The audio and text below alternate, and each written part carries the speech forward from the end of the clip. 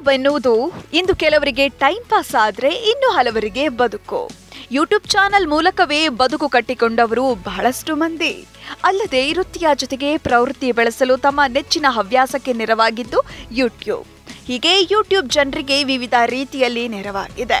ಯೂಟ್ಯೂಬ್ನಲ್ಲಿರುವ ವಿವಿಧ ಆಕರ್ಷಕ ಕಂಟೆಂಟ್ ನೋಡಿ ತಮ್ಮದೂ ಒಂದಿರಲಿ ಅಂತ ಯೂಟ್ಯೂಬ್ ಚಾನೆಲ್ ಆರಂಭಿಸ್ತಾರೆ. ಹಾಗೆ ಚಾನೆಲ್ ಆರಂಭಿಸಿದ್ರೆ ಸಾಲದು, ಅದನ್ನ ಬೆಳೆಸೋದು ಹೇಗೆ, ಯೂಟ್ಯೂಬ್ ಮೂಲಕ ಹಣ ಗಳಿಕೆ ಹೇಗೆ, ಈ ವಿಡಿಯೋ ನೋಡಿ.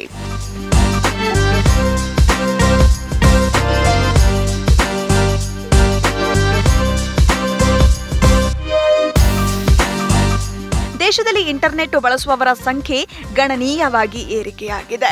ಕಡಿಮೆ ಬೆಲೆಗೆ ಡೇಟಾ ಸಿಗ್ತಿರೋದ್ರಿಂದ ಫ್ರೀ ಟೈಮ್ನಲ್ಲಿ ಹೆಚ್ಚಿನವರು ಸಾಮಾಜಿಕ ಜಾಲತಾಣಗಳಲ್ಲಿ ಸಮಯ ಕಳೆದಿದ್ದಾರೆ. ಈಗಂತೂ ಇನ್ಸ್ಟಾಗ್ರಾಮ್, ಫೇಸ್ಬುಕ್ ಜೊತೆ ಯೂಟ್ಯೂಬ್ ವೀಕ್ಷಣೆಯೂ ಹೆಚ್ಚಾಗಿದೆ. ಭಾರತದಲ್ಲಿ ಯೂಟ್ಯೂಬ್ ಜನಪ್ರಿಯತೆ ಗಮನಾರ್ಹ ಏರಿಕೆ ಕಂಡಿದೆ. ನಿಮ್ಮ ಕೌಶಲ್ಯದಿಂದ ಮನೆಯಲ್ಲೇ ಕುಳಿತು ಹಣವನ್ನ ಗಳಿಸಲು ಇದು ಉತ್ತಮ ಮಾರ್ಗ.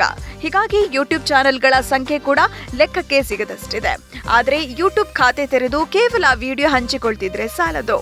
ಯೂಟ್ಯೂಬ್ ಖಾತೆ ತೆರೆದು ಹಣ ಗಳಿಸಬೇಕು ಎಂದ್ರೆ ಅದಕ್ಕೆ ಒಂದಿಷ್ಟು ಮಾನದಂಡಗಳಿವೆ. 1,000 ಚಂದಾದಾರರು, 4,000 ವೀಕ್ಷಣೆ, ಹೀಗೆ ಕೆಲವೊಂದು ನಿಯಮಗಳಿವೆ. ಈ ಪೈಕಿ ಬಳಕೆದಾರರಿಗೆ ಚಂದಾದಾರರನ್ನ ಗಳಿಸುವುದೇ ದೊಡ್ಡ ಸವಾಲಾಗಿದೆ. ಹಾಗಾದ್ರೆ ನಿಮ್ಮ ಚಾನೆಲ್ಗೆ ಚಂದಾದಾರರ ಸಂಖ್ಯೆಯನ್ನ ಹೆಚ್ಚಿಸೋದು ಹೇಗೆ? ಇಲ್ಲಿದೆ ನೋಡಿ.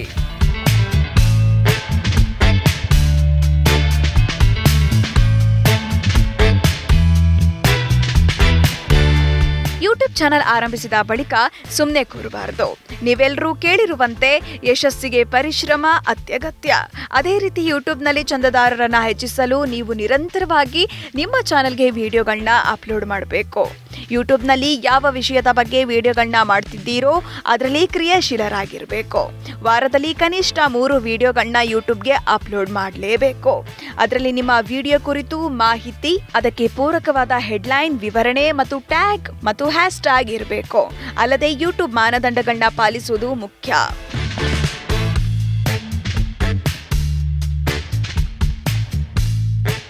ಯೂಟ್ಯೂಬ್ ಚಾನೆಲ್ ಅಂದ್ರೆ ಅದು ಆರಂಭ ಶೂರತ್ವ ಆಗಬಾರ್ದು. ಒಂದು ಉತ್ಸಾಹದಲ್ಲಿ ಆರಂಭಿಸಿದ ಚಾನೆಲ್ ಅನ್ನ ಅದೇ ಹುರುಪಿನಲ್ಲಿ ನೀವು ಮುನ್ನಡೆಸಿದ್ರೆ ಮಾತ್ರ ಅದು ಫಲ ನೀಡಬಹುದು. ನಿಮ್ಮ ಯೂಟ್ಯೂಬ್ ಚಾನೆಲ್ನಲ್ಲಿ ಗುಣಮಟ್ಟದ ಮಾಹಿತಿಯನ್ನು ಒದಗಿಸಬೇಕು. ನೀವು ವಿಡಿಯೋವನ್ನ ಪೋಸ್ಟ್ ಮಾಡಿದಾಗ ಅದರ ಗುಣಮಟ್ಟಕ್ಕೆ ವಿಶೇಷ ಗಮನ ನೀಡಿ. ಅದು ನಿಮ್ಮ ಚಾನೆಲ್ ಅನ್ನ ನಿರಂತರವಾಗಿ ಭಿನ್ನವಾಗಿಸುತ್ತೆ. ಹಾಗೆಯೇ ಹೈ ಕ್ವಾಲಿಟಿಯಲ್ಲಿ ಹಂಚಿಕೊಳ್ಳಿ. ಜೊತೆಗೆ ವಿಡಿಯೋ ಶೂಟಿಂಗ್ ಮಾಡುವಾಗಲೇ ಈ ಅಂಶಗಳನ್ನ ಗಮನದಲ್ಲಿರಿಸಿಕೊಳ್ಳಿ. ಫೋನ್ ಮೂಲಕ ವಿಡಿಯೋ ಚಿತ್ರೀಕರಿಸಿದ್ರೂ ಸೂಕ್ತ ಫ್ರೇಮ್, ಉತ್ತಮ ಆಡಿಯೋಗೆ ಆದ್ಯತೆ ನೀಡಿ.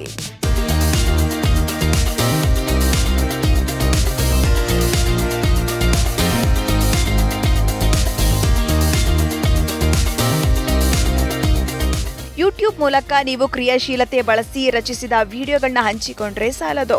ಅದಕ್ಕಾಗಿ ಸ್ವಲ್ಪ ಪ್ರಚಾರವನ್ನು ಮಾಡಬೇಕು. ನೀವು ಯೂಟ್ಯೂಬ್ ಚಾನೆಲ್ ಅನ್ನ ಪ್ರಾರಂಭಿಸಿ ಅದರಲ್ಲಿ ವಿಡಿಯೋಗಳು ಅಪ್ಲೋಡ್ ಮಾಡಿಬಿಟ್ರೆ ಸಾಲದು. ನಿಮ್ಮ ನೆಟ್ವರ್ಕಿಂಗ್ ವಿಸ್ತಾರವಾಗಿರಬೇಕು. ಇದಕ್ಕಾಗಿ ನೀವು ವಿವಿಧ ಸಾಮಾಜಿಕ ಮಾಧ್ಯಮಗಳಲ್ಲಿ ಆ ವಿಡಿಯೋವನ್ನ ಶೇರ್ ಮಾಡಬೇಕು. ಅಂದ್ರೆ ಯೂಟ್ಯೂಬ್ ಲಿಂಕ್ ಹೆಚ್ಚು ಜನರನ್ನ ತಲುಪಬೇಕು. ಅದಕ್ಕಾಗಿ ವಾಟ್ಸ್ಆ್ಯಪ್, ಫೇಸ್ಬುಕ್ ಮತ್ತು ಇನ್ಸ್ಟಾಗ್ರಾಮ್ ರೀಲ್ಸ್ ನಂತ ವೇದಿಕೆಗಳನ್ನ ಬಳಸ್ಕೋಬಹುದು.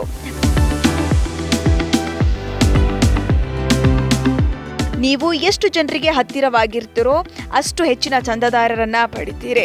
ನಿಮ್ಮ ಯೂಟ್ಯೂಬ್ ಚಾನೆಲ್ ಅನ್ನ ಶೈಕ್ಷಣಿಕ ಉದ್ದೇಶಗಳಿಗಾಗಿ ರಚಿಸಿದ್ರೆ ನೀವು ಪೋಸ್ಟ್ ಮಾಡಲಿಚ್ಛಿಸುವ ವಿಡಿಯೋ ವಿಚಾರದ ಕುರಿತು ಅಧ್ಯಯನ ಮಾಡಬೇಕು. ಅಲ್ಲದೆ ಇತರರಿಗಿಂತ ಭಿನ್ನವಾದ ಮಾಹಿತಿ ನೀಡಬೇಕು.